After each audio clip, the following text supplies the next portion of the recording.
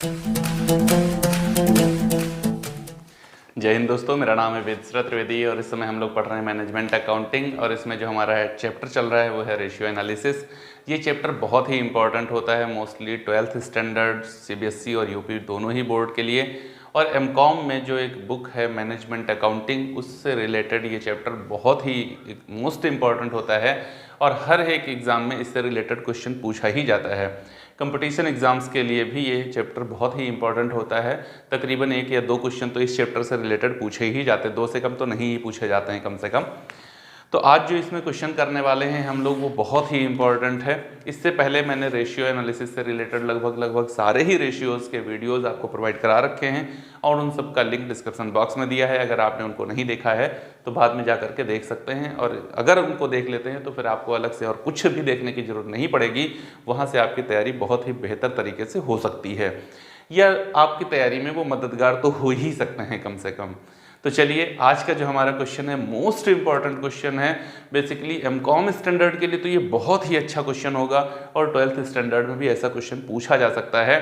जब कभी भी बहुत स्टैंडर्ड पेपर बनता है तो इस टाइप के क्वेश्चंस पूछे जाते हैं।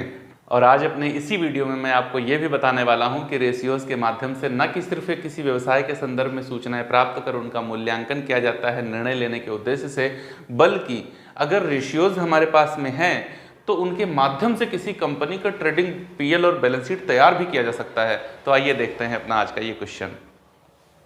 जो क्वेश्चन करने वाले हैं आपके बोर्ड पर है, आप देख सकते हैं। क्वेश्चन के अंदर इंफॉर्मेशन कुछ ऐसी है: from the following figures and ratios prepare the balance sheet and the statement of profit and loss as per revised schedule 4। Share capital है 7,20,000, वर्किंग कैपिटल है 2,52,000, बैंक ओवरड्राफ्ट है 40,000। There is no fictitious assets. In current assets, there are no assets other than stock, debtors and cash. Closing stock is 20% higher than the opening stock. अर्थात ये कह रहा है कि current assets में इसकी जो स्टॉक, डेटर्स और कैश के अतिरिक्त और कुछ भी नहीं है। रेशियोज दिए हैं, करंट रेशियो है 2.5, क्विक रेशियो है 1.5, प्रोप्राइटरी रेशियो है हमारा fixed asset to proprietors fund 0.7 और ग्रॉस प्रॉफिट रेशियो है 20%, स्टॉक टर्नओवर रेशियो है 4%, डेटर्स टर्नओवर रेशियो है 36.5 डेज और net profit to paid up capital है हमारा 10%। तो चलिए देखते हैं रेशियोज के माध्यम से कैसे कैलकुलेशन किया जाता है। तो हमको सबसे पहले स्टार्टिंग करते हैं नंबर 1 से। क्वेश्चन आपके बोर्ड पर है, आप देख ही सकते हैं। करंट रेशियो है 2.5 और क्विक रेशियो है 1.5। तो हम लोग क्या करते हैं, यहाँ पर हमको दिया गया और वर्किंग कैपिटल भी हमको दी गई है 2,52,000। तो वर्किंग कैपिटल बराबर 2,52,000, ये तो दिया ही गया है। ओके, और यहाँ पर हम लोग मान लेते हैं लेट्स करंट असेट्स बराबर करंट लायबिलिटी बराबर x। तो करंट असेट्स बराबर 2.5x। क्यों ऐसा क्यों कर रहे हैं? क्योंकि क्वेश्चन में कहा गया है करंट रेशियो 2.5 और करंट रेशियो का फॉर्मूला क्या होता है? Current assets upon current liability. इसका मतलब है करंट लायबिलिटी से जब हम करंट असेट्स को डिवाइड करते हैं तो हमारा आंसर आता है 2.5। तो इसका मतलब है कि भैया जब हमारी करंट असेट्स 2.5 गुना होंगी तभी तो आएगा ये आंसर। तो आइए लौट के, वर्किंग कैपिटल बराबर क्या होता है?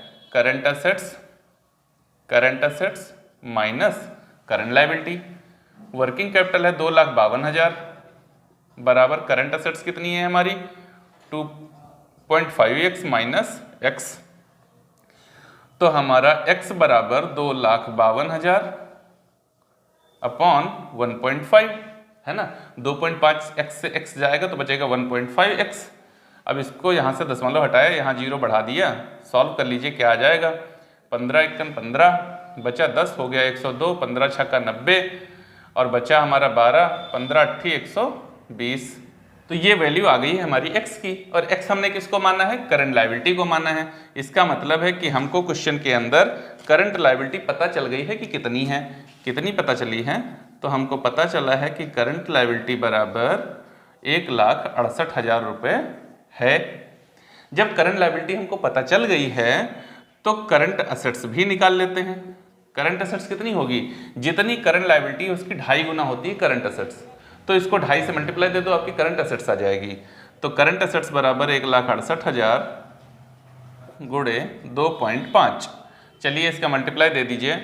तो 25 जीरो 0, 25 जीरो 0, 25 अट्ठी 200, हासिल आ गया 20, 25 छक्का 150 और 20 170, हासिल आ गया 17, 25 इक्कन 25 और 10 35 और 7 42, 4,20,000 करंट असेट्स आ गई।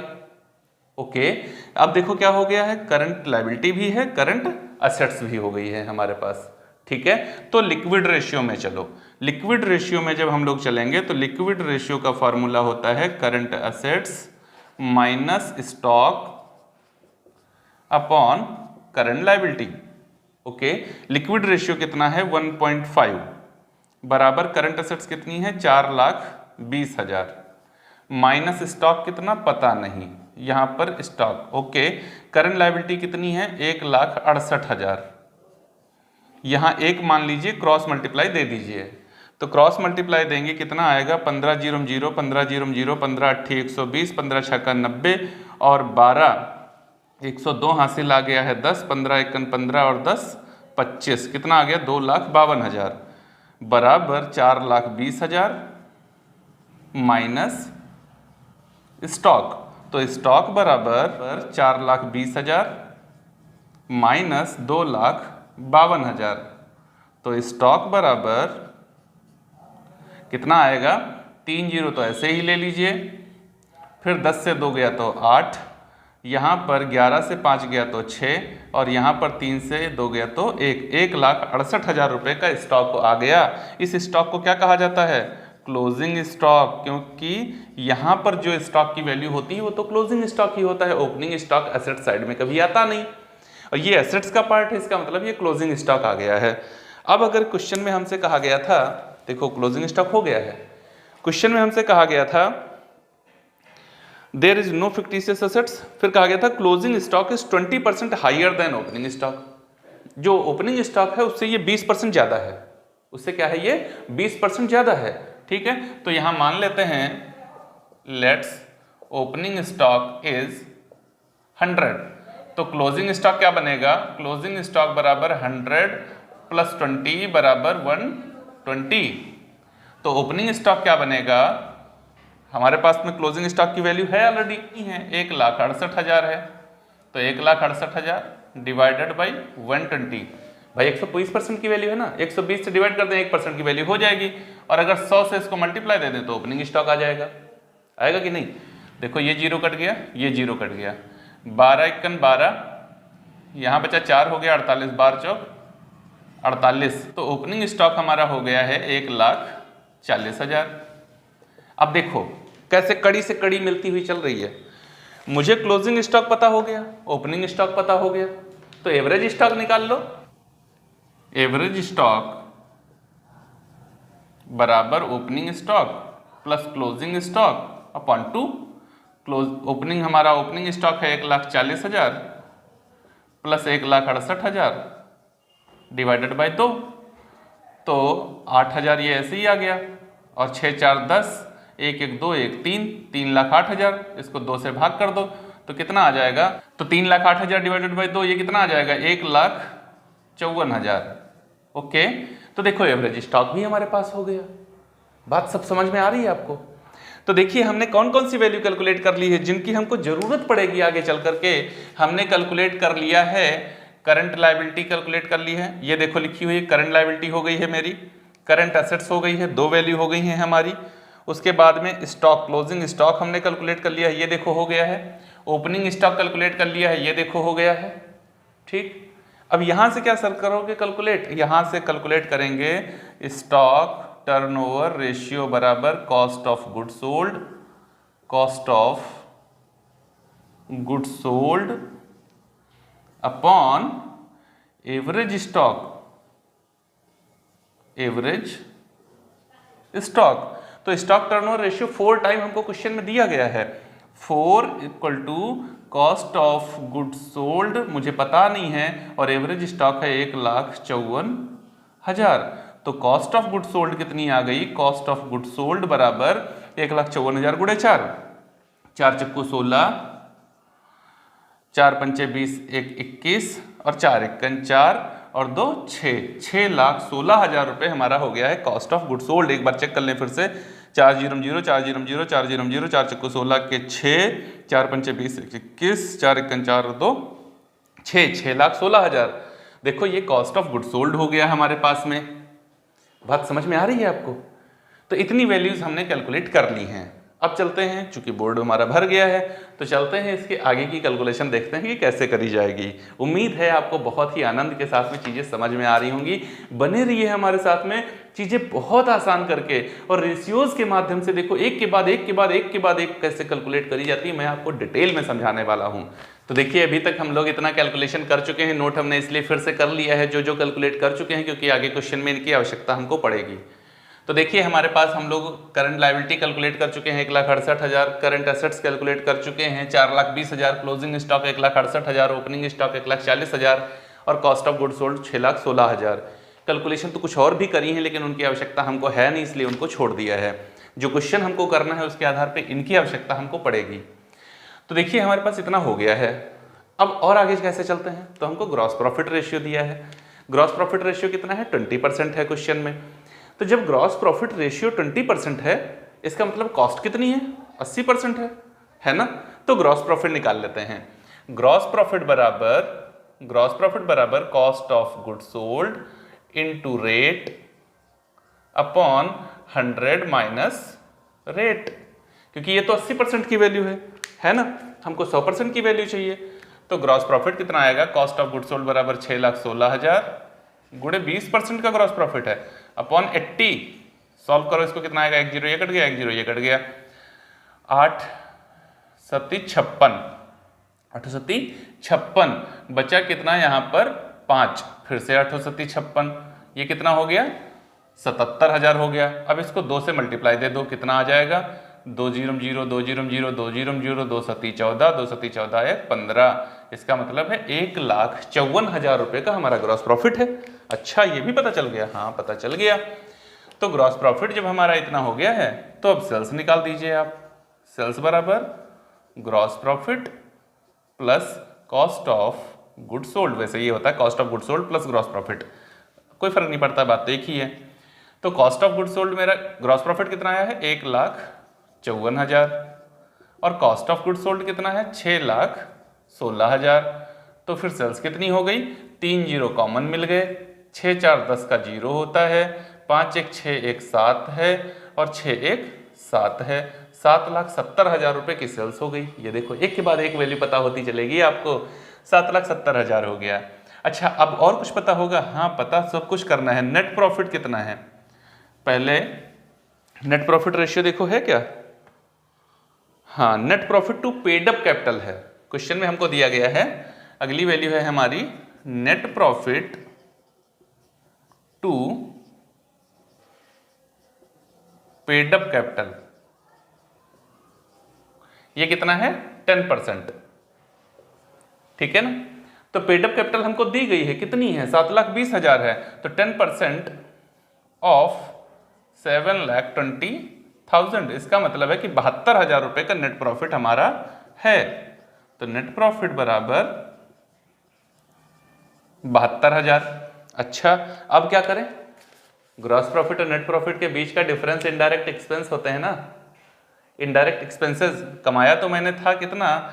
1,54,000, लेकिन बचा कितना? 72,000। इसका मतलब है कि मैंने माल को बेचने के संदर्भ में इतना खर्च किया कि अब मेरा प्रॉफिट इतना है। तो इनडायरेक्ट एक्सपेंस बराबर gross profit minus net profit. 1,54,000 minus 72,000 बराबर 4 से 2 गया तो 2 और यहाँ पर 15 से 7 गया तो 8। 82,000 रुपये का हमने नेट प्रॉफिट कमाया हुआ है। बात एक के बाद एक क्लियर होती चल रही है, सब कुछ क्लियर हो रहा है। तो देखिए 3 वैल्यूज हमारी और कैलकुलेट हो गई जिनकी आवश्यकता हमको आगे पड़ेगी। नंबर 1 पर हो गया ग्रॉस प्रॉफिट, नंबर 2 पर हमने सेल्स निकाल ली है, नंबर 3 पर हमने नेट प्रॉफिट कर लिया है, नंबर 4 पर हमने इनडायरेक्ट एक्सपेंसेस भी कैलकुलेट कर लिए हैं। अब और आगे चलिए, हमको क्वेश्चन में दिया गया है एवरेज कलेक्शन पीरियड कितना दिया हुआ है? डेटर्स टर्नओवर करके दिया है, लेकिन ये डेटर्स टर्नओवर नहीं है, ये चूंकि डेज में दिया है तो डेज में जब होता है तो वो कलेक्शन पीरियड होता है। तो क्वेश्चन में हमको एवरेज कलेक्शन पीरियड दिया हुआ है। चलिए अगले नंबर पर देखते हैं, एवरेज कलेक्शन पीरियड। ये कैसे कैलकुलेट किया जाता है, इसका फॉर्मूले तो सारे पहले ही दे चुका हूं आपको। फॉर्मूला इसका क्या होता है, डेटर्स, वैसे एवरेज डेटर्स यूज किया जाता है लेकिन यहां पर एवरेज होगा नहीं तो डेटर्स ही रखते हैं। Debtors upon net credit sales होती है, लेकिन यहां पर क्रेडिट का मतलब कुछ नहीं है तो नेट सेल्स रखें। अच्छा वही नेट क्रेडिट सेल्स।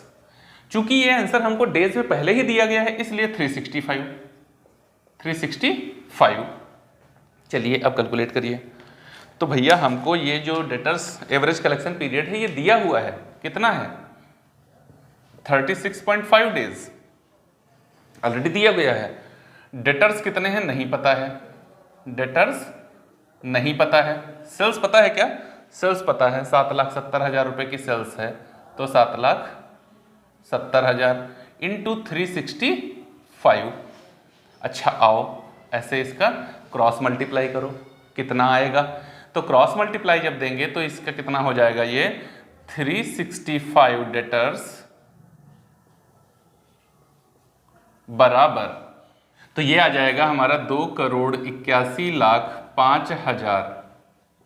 ठीक है, अब हम लोग डेटर्स कैलकुलेट कर लेते हैं। तो डेटर्स बराबर 2,81,05,000 डिवाइडेड बाई 365 इक्वल टू 77,000। क्या पता चल गया, डेटर्स पता चल गए, कितने हैं 77,000 रुपए के डेटर्स हैं। अच्छा, और उधर क्वेश्चन में क्या कहा गया था कि इसकी करंट एसेट्स में स्टॉक है, डेटर्स हैं और कैश है। ठीक है ना, तो स्टॉक कितना है ये देखो मैंने निकाल लिया था पहले ही, क्लोजिंग स्टॉक 1,68,000 है। डेटर्स कितने हैं 77,000 के हैं।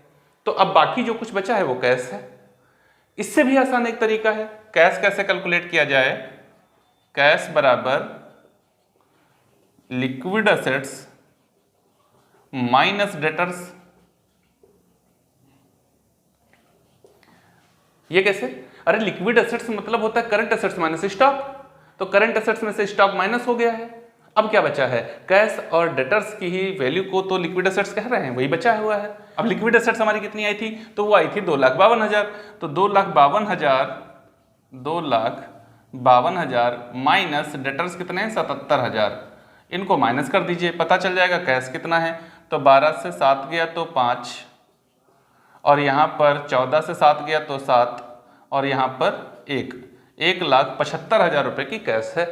इस आंसर को तो रीचेक भी कर सकते हैं। कैसे कर सकते हैं, देखो मेरी करंट एसेट्स कितनी थी 4,20,000 थी। ठीक है, इसमें से स्टॉक माइनस कर दो, कितना था 1,68,000 रुपए का था। तो 3 जीरो ऐसे ही हो गए, 10 से 8 गया तो 2, 11 से 6 गया तो 5, और 3 से 1 गया तो 2। ठीक है ना, स्टॉक निकल गया। अब क्या हटा दीजिए इसमें से, तो डेटर्स हटा दीजिए, कितना 77,000, 12 से 7 गया तो 5, और यहाँ पर 14 से 7 गया तो 7, और यहाँ पर 1। आप इस तरीके से कैलकुलेट कर लीजिए। ठीक है ना, ऐसा क्यों हो रहा है, क्योंकि क्वेश्चन में कहा गया था कि करंट एसेट्स में केवल और केवल क्या क्या है, तो कैश है, स्टॉक है और डेटर्स हैं, इसके अतिरिक्त और कुछ नहीं है। तो ओवरऑल हमारी करंट एसेट्स इतनी थी, इसमें इतना स्टॉक है, इतना डेटर्स है, तो इतना कैश है। बात क्लियर हो गई है। तो इस तरीके से मैंने काफ़ी सारी कैलकुलेशन कर ली है, मुझे लगता है 12-13 वैल्यूज़ मैंने कैलकुलेट कर ली हैं। अब कुछ और वैल्यूज़ रह गई हैं, उनको कैलकुलेट करने के बाद में हम लोग ट्रेडिंग पीएल और बैलेंस शीट का एकदम कंप्लीट एनालिसिस करने वाले। कंप्लीट यहाँ पर प्रिपेयर करके मैं आपको दिखाऊंगा कि कैसे रेशियोज़ के माध्यम से इनको कैलकुलेट किया जाता है और इन्हें प्रिपेयर किया जा सकता है। इतनी वैल्यूज हम लोग कैलकुलेट कर चुके हैं जो आपके सामने लिखी हुई हैं, current liability, current assets, closing stock, opening stock, cost of goods sold, liquid assets, gross profit, net profit, indirect expense, sales, debtors और कैश। अब कुछ वैल्यूज और रह गई हैं, उनको कैलकुलेट करने के बाद में फिर हम लोग ट्रेडिंग पीएल और बैलेंस शीट बना सकते हैं। तो अब क्या रह गया है क्वेश्चन में, आप देखिए क्वेश्चन में दिया हुआ है proprietors ratio, fixed assets upon proprietors fund. अभी पीछे वीडियो जो दिया था मैंने आपको लॉन्ग टर्म इंसॉल्वेंसी रेशियो, उसमें बताया था कि प्रोप्राइटर्स फंड क्या होता है और फिक्स्ड एसेट्स क्या होती हैं और कैसे कैसे ये फॉर्मूला घूमता है। तो यहां पर उसने आपको कहा है कि fixed assets upon proprietors fund, और जब प्रोप्राइटर्स फंड से फिक्स्ड एसेट्स को डिवाइड किया जाता है तो वो आता है 0.7। इसका मतलब है कि जितना प्रोप्राइटर्स फंड है उसका 0.7% फिक्स्ड एसेट्स है। बात क्लियर है? प्रोप्राइटर्स फंड में दो चीजें आती हैं, फिक्स्ड एसेट्स और वर्किंग कैपिटल।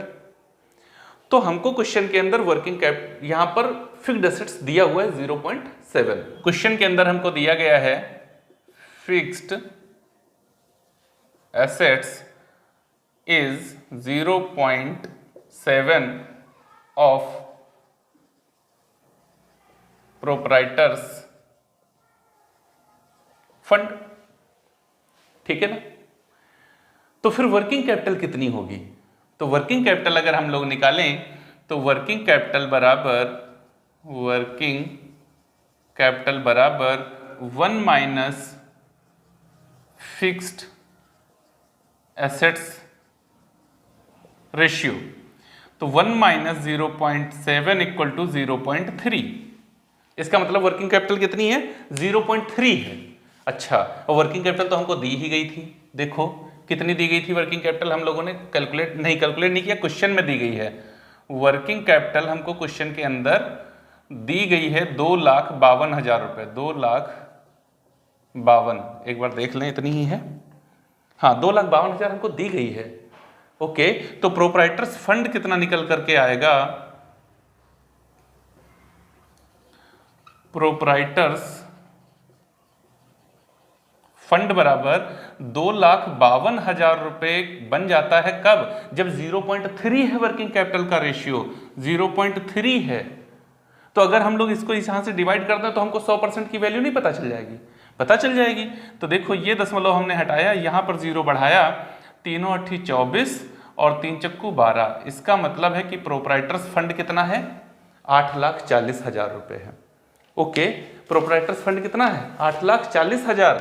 तो फिक्स्ड एसेट्स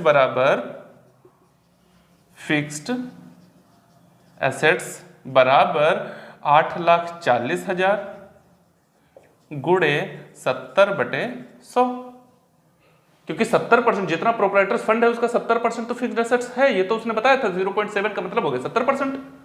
तो आप सॉल्व कर दीजिए, ये दो जीरो कट गए, यहां से सॉल्व कर दीजिए। 7 0 0 7 0 0 7 0 0 7 चौक 28 और 7 8 56 और 2 कितना हो गया? 58।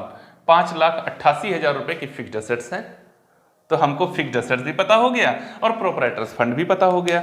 अच्छा, तो अब क्या करें? अब रिजर्व एंड सरप्लस निकाल लो।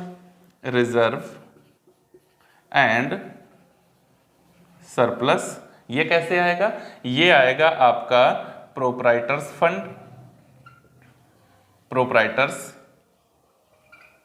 Fund minus share capital. ठीक है, शेयर होल्डर्स फंड का मतलब या प्रोप्राइटर्स फंड का मतलब क्या होता है? Equity share capital plus reserve and surplus. तो इक्विटी शेयर कैपिटल और रिजर्व एंड सरप्लस की वैल्यू है 8,40,000। तो 8,40,000 में से अगर हम लोग शेयर कैपिटल जो कि 7,20,000 रुपए ऑलरेडी क्वेश्चन में हमको दी है, इसको माइनस कर दें तो फिर हमको पता चल जाएगा ना कि हमारा रिजर्व एंड सरप्लस कितना है। माइनस करो कितना आएगा? बराबर 4 0 तो ऐसे ही मिल रहे हैं हमको कॉमन, तो 4 0, उसके बाद में 4 से 2 गया तो 2 और 8 से 7 गया तो 1। 1,20,000 रुपए का रिजर्व एंड सरप्लस है, ये भी कैलकुलेट हो गया। अब क्या कुछ और भी बचा है? हाँ बचा है। क्वेश्चन में बैंक ओवरड्राफ्ट दिया है 40,000 और बैंक ओवरड्राफ्ट करंट लायबिलिटी का हिस्सा होता है। इसका मतलब है करंट लायबिलिटी और अदर करंट लायबिलिटी, इन दोनों में डिफरेंस है। तो अदर करंट लायबिलिटी कैसे निकाला जाए? अदर करंट लायबिलिटी बराबर current liability minus bank overdraft. Current liability हमारी कितनी निकल के आई थी? क्वेश्चन में कहीं करंट लायबिलिटी निकल के आई थी 1,68,000 और बैंक ओवरड्राफ्ट दिया है 40,000। तो 1,68,000 माइनस 40,000 बराबर 1,28,000 रुपए का बैंक ओवरड्राफ्ट है। ठीक है ना? 8 और 6 से 4 गया तो 2 और 1। ठीक है, 1,28,000 रुपए का बैंक ओवरड्राफ्ट है, ये भी निकल के आ गया। क्या कुछ और बचा है? अभी एक वैल्यू और बची है, वो कौन? परचेज नहीं पता है हमको। तो अब एक लास्ट वैल्यू बची है हमारे पास में, उसको कैलकुलेट करने के बाद में फिर हम लोग क्वेश्चन को डिटेल में एकदम ट्रेडिंग पीएल और बैलेंस शीट बना करके कैलकुलेट कर सकते हैं। तो वो वैल्यू क्या है हमारे पास में, परचेज नहीं पता है केवल हमको, बाकी सब कुछ कैलकुलेट हो चुका है। तो परचेज नहीं पता है कोई बात नहीं है, हमको closing cost of goods sold plus closing stock minus opening stock ये तो सब पता है, तो इस तरीके से निकाल देंगे purchase. Cost of goods sold कितनी है, 6,16,000।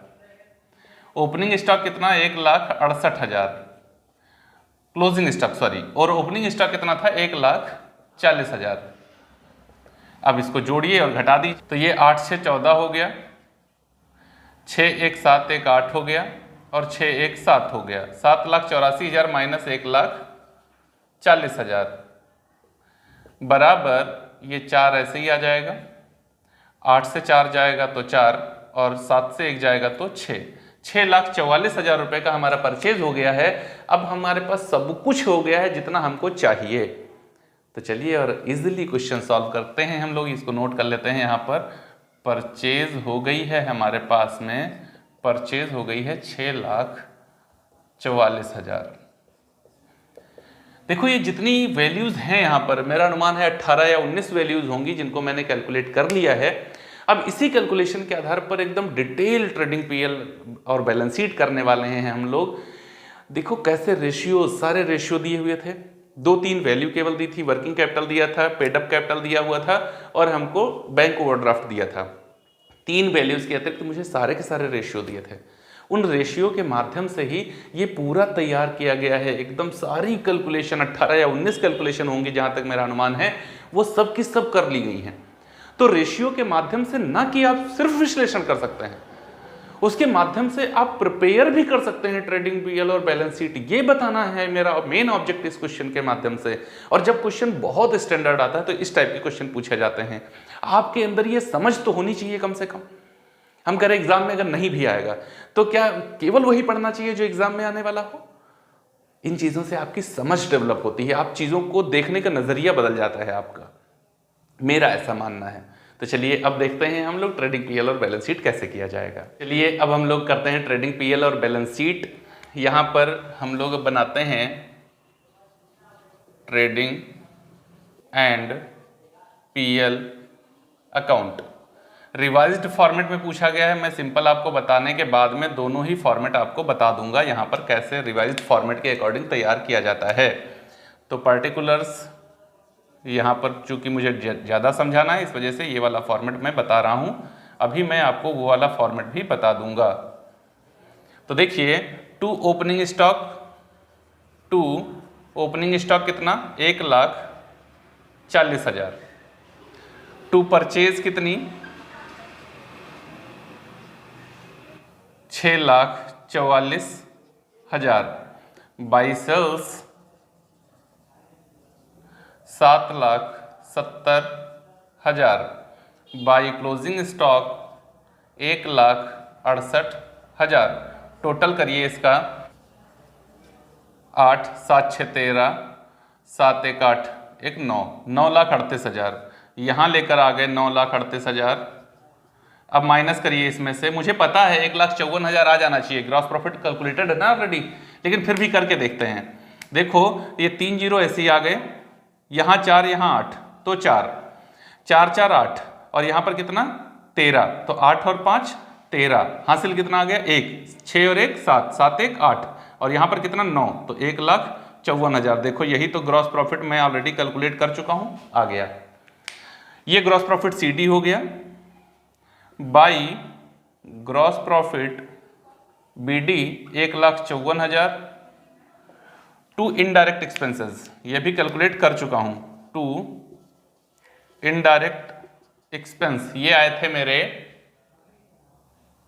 क्वेश्चन में दिए गए थे, ये 82,000 कैलकुलेट किए थे हमने। यहां टोटल कर लीजिए 1,54,000, वही यहां ले आओ 1,54,000। मुझे नेट प्रॉफिट भी पता है लेकिन फिर भी निकाल लूंगा रीचेक करने के लिए। 2 और 2 4, 8 और 7 15, 7,20,000। देखो ये नेट प्रॉफिट मैं ऑलरेडी कैलकुलेट कर चुका हूं, 7,20,000। ये देखिए आप, ग्रॉस प्रॉफिट भी ऑलरेडी कैलकुलेटेड था, इनडायरेक्ट एक्सपेंसेस भी कैलकुलेटेड थे, सेल्स भी कैलकुलेटेड थी, opening stock, purchase, closing stock, सब कुछ कैलकुलेटेड था।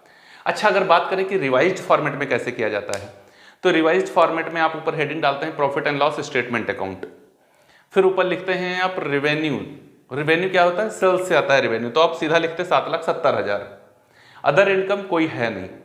इस 7,70,000 से आप परचेज जितना किए हैं 6,40,000 ये माइनस करते, फिर चेंज इन स्टॉक, तो 1,40,000 यहाँ और यहाँ 1,68,000, तो इन दोनों का डिफरेंस 28,000, और उसके बाद में एक्सपेंस ये माइनस करेंगे तो नेट प्रॉफिट डायरेक्ट आपका आ जाएगा।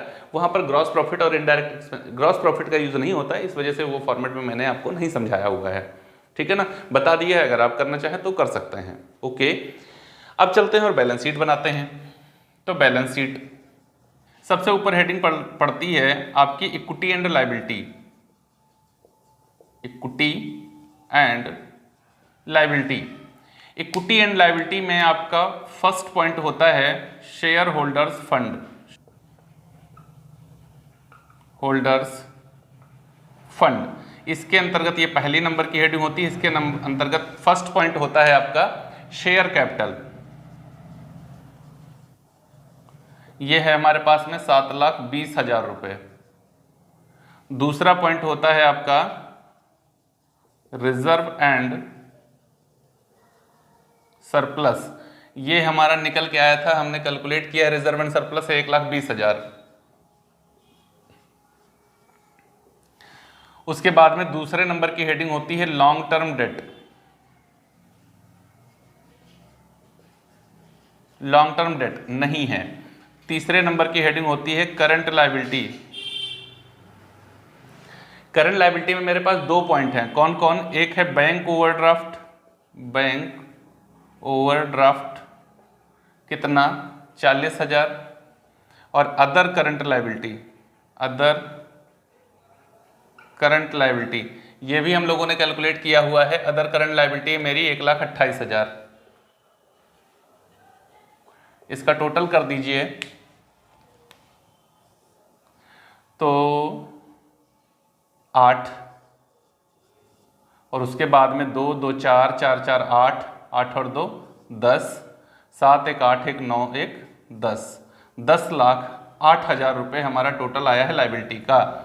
अब चलते हैं और देखते हैं एसेट्स का भी टोटल यही आएगा या फिर नहीं आएगा। तो एसेट्स में हम लोग हेडिंग डालते हैं इधर एसेट्स। एसेट्स में फर्स्ट पॉइंट होता है हमारा फिक्स्ड एसेट्स।